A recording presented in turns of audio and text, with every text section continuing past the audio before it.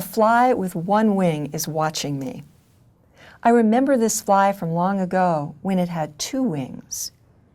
I was living in Boston, tried to kill it so many hot summer nights, terrorized me as I tried to sleep, circling the chaos in my head. Knew him so well, I called him Jack.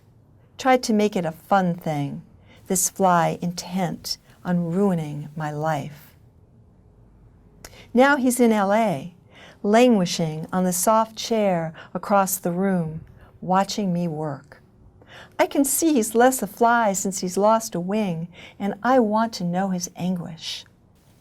Come here, little fly, I gently called to him. But flies are so nervous they think we're all trying to kill them, so they don't wait to hear what we have to say. I approach him slowly, put my finger out, invite him to hop on, but he doesn't move. Maybe his one wing is too tired to lift. So I sit next to him, remind him of his glory days, back when he could torment me. How much fun that must have been for him. He doesn't move. I consider flicking him across the room or smashing him right there. But why? It's clear he came by to see me, find out how I'm doing, acknowledge the past when his buzz was his life and he couldn't resist being the best fly he could be.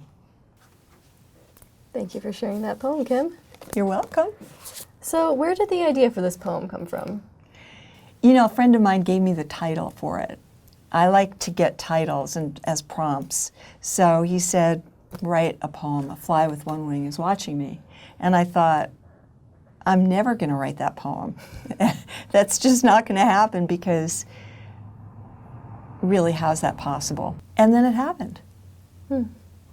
And I realized there have been a lot of flies in my life, and they've tormented me all through my life. I mean, probably a lot of people have fly stories. I love the idea of this one fly sticking with you from Boston to Los Angeles. Yeah. Yeah. a fly that lost a wing somewhere. Yeah. I look at flies differently now, too. I kind of respect them more. Sounds like you have a lot of compassion for the fly in the poem. I do. Yeah. You know, I do. And I'm not as anxious to kill them as I used to be. So the fly seems to be a metaphor. And I'm wondering if you see it as a metaphor for a wild life, or a busy mind, or both, or something else entirely. Wow. Yeah. I don't know. I really saw it as a fly. Okay. But the fact that you get these things from the poem, knock yourself out. You know what I mean? That's the great thing. You know, I've learned that a poem is about one thing, and then it's about the other thing. Yeah.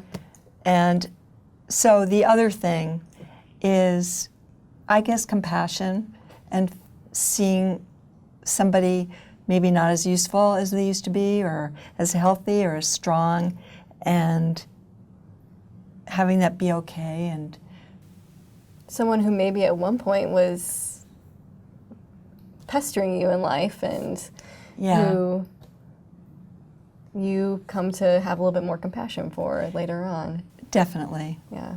So I think that when I started writing it, it was about the fly.